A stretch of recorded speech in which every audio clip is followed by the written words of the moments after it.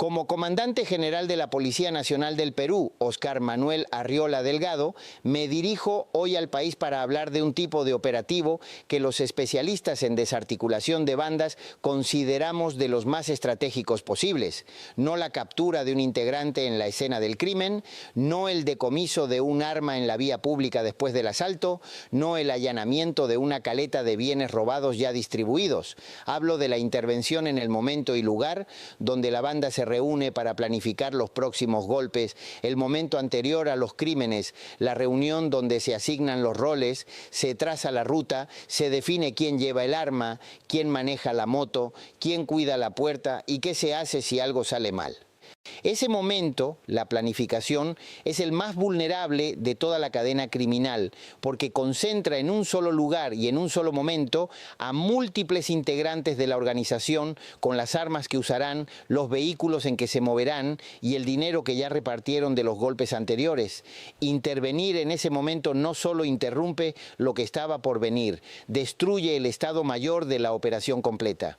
La banda desarticulada esta mañana llevaba meses operando con una metodología de asaltos armados que combinaba planificación cuidadosa con ejecución rápida y brutal.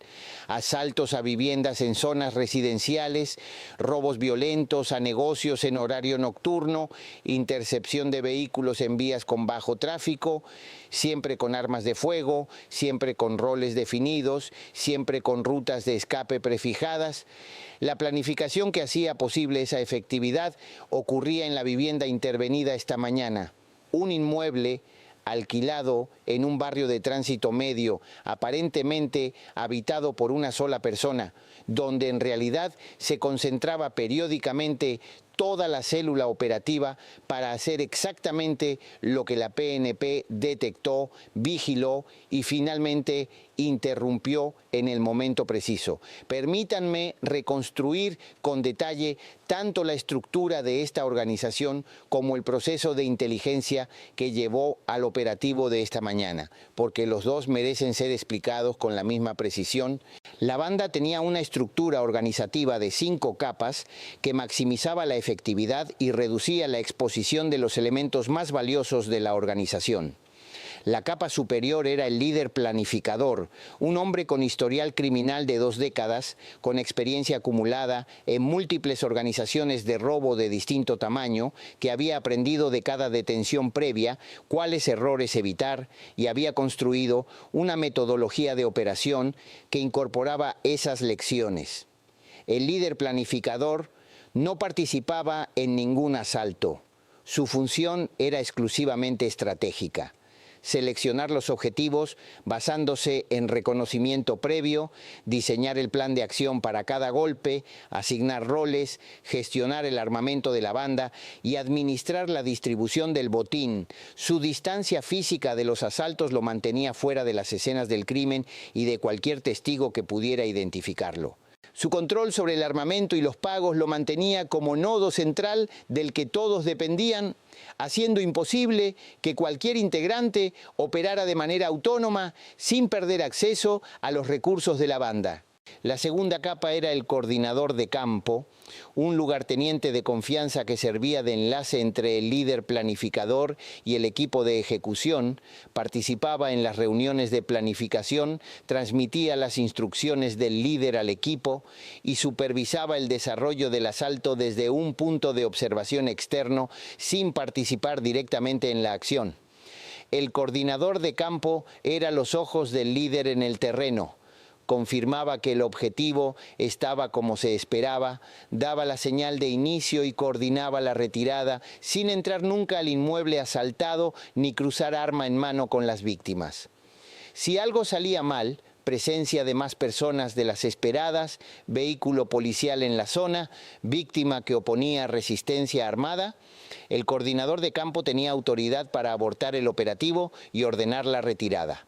Ese nivel de control de riesgos, infrecuente en bandas pequeñas, era lo que había permitido a esta organización operar durante meses sin una detención que comprometiera su continuidad. La tercera capa era el equipo de ejecución, 3 o 4 personas que realizaban físicamente los asaltos. Siempre en parejas asignadas por el líder según el tipo de golpe. Para asaltos a viviendas, una pareja que entraba al inmueble y otra que cubría el exterior y los accesos. Para robos violentos a negocios, una pareja que neutralizaba al personal y otra que vaciaba la caja y el inventario de valor. Para robos a vehículos, el clásico modelo de 2 motos en coordinación. El equipo de ejecución era el más reemplazable de la estructura. Sus integrantes eran reclutas relativamente recientes que habían demostrado voluntad de usar violencia sin el nivel de experiencia ni la relación de confianza con el líder que tenían las capas superiores. Si alguno era detenido, el líder lo reemplazaba en días. La continuidad de la organización no dependía de ningún integrante específico del equipo de ejecución.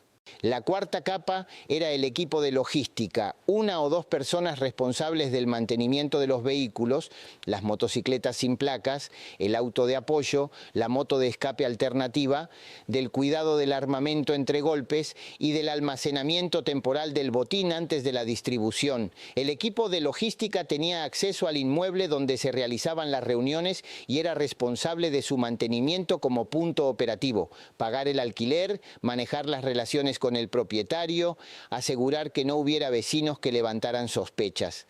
La quinta capa era la red de receptación, personas externas a la banda propiamente dicha que compraban los bienes robados, celulares, joyas, vehículos recuperados en partes y los reintroducían al mercado informal. La red de receptación no participaba en las reuniones de planificación y mantenía contacto con la banda solo a través del líder o el coordinador de campo, nunca con el equipo de ejecución directamente.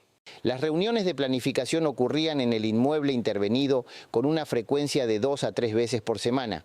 Una reunión de planificación previa al golpe, donde el líder presentaba el objetivo y asignaba los roles, y una reunión de distribución posterior, donde el botín se repartía entre los participantes y se evaluaba el desarrollo del asalto para incorporar lecciones en futuros golpes.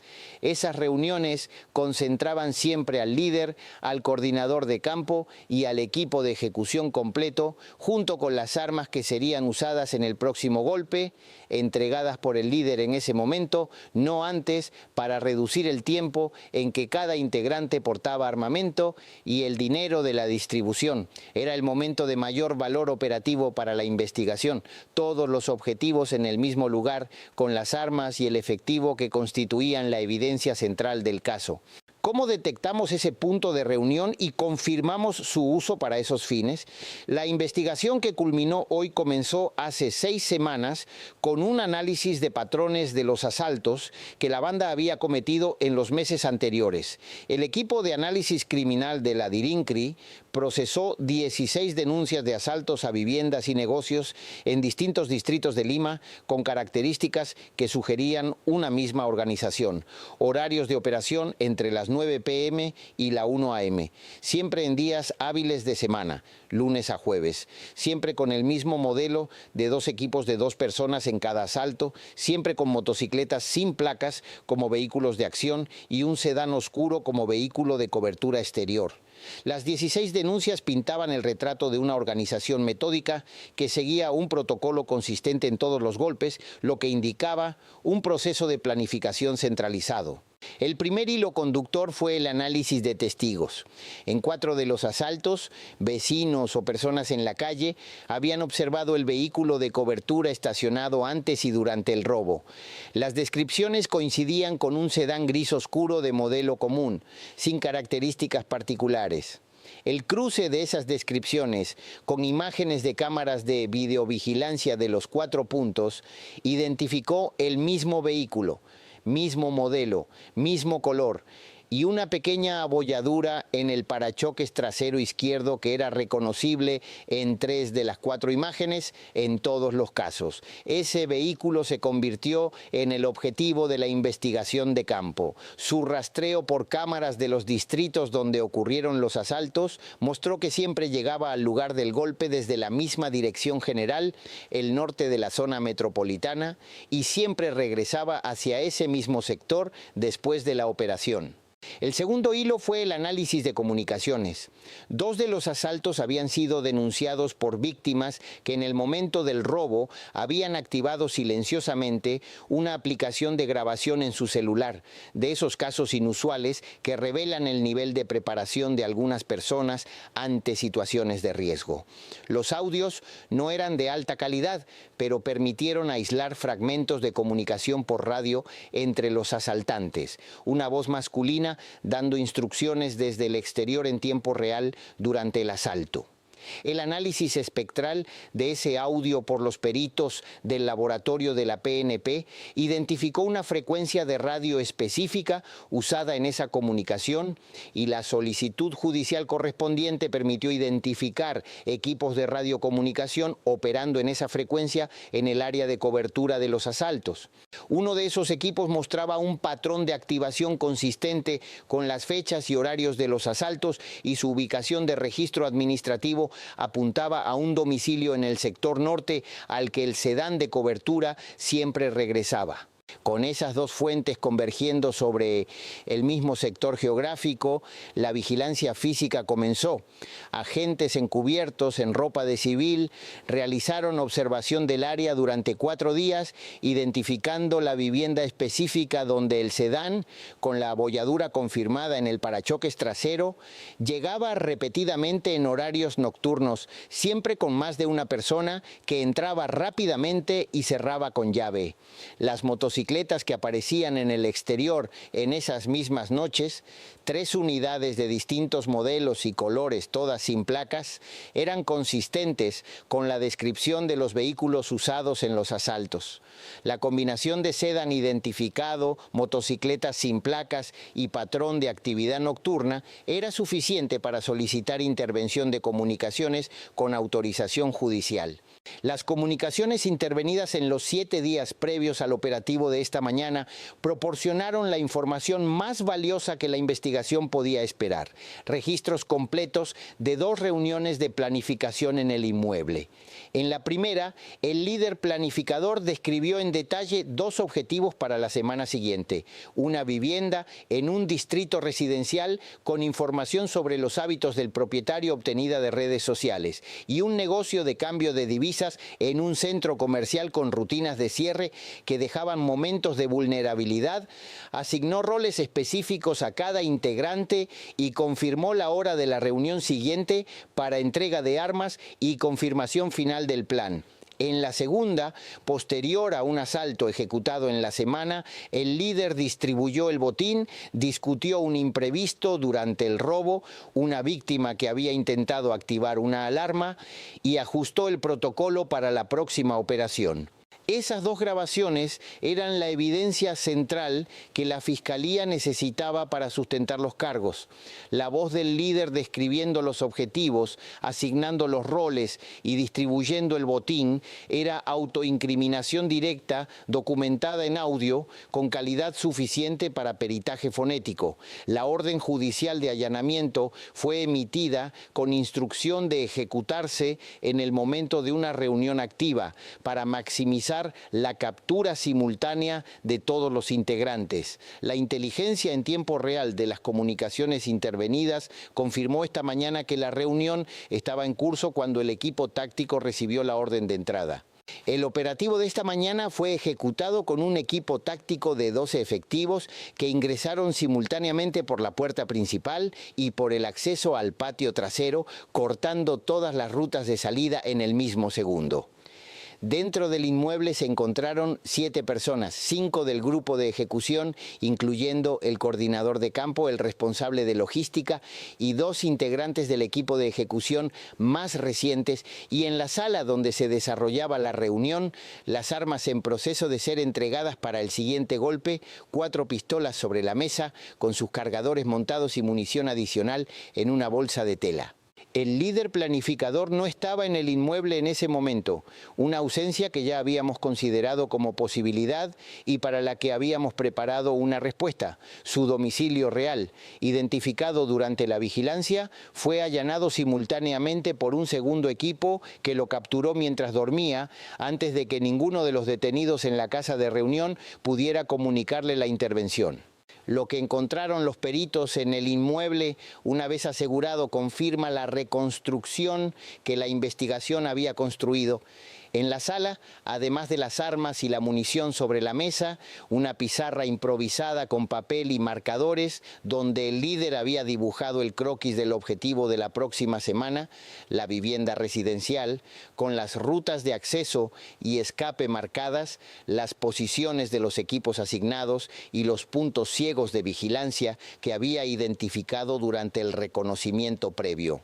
Ese croquis es uno de los documentos más explícitos de planificación criminal que los peritos han visto en años. Una confesión gráfica de autoría intelectual dibujada por la propia mano del líder con su nombre en clave en la esquina superior.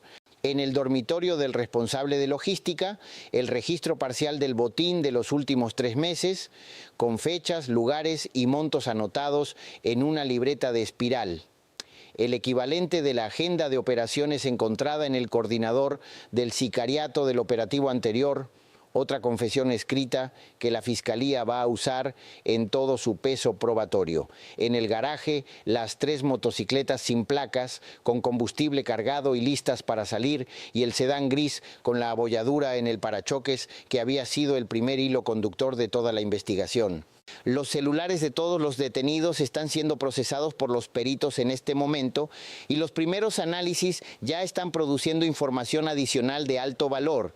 En el celular del líder planificador, una carpeta de fotos y videos de reconocimiento previo de objetivos que incluye no solo los 2 identificados en las comunicaciones intervenidas, sino 4 objetivos adicionales en distintos distritos que la banda tenía en evaluación para operaciones futuras.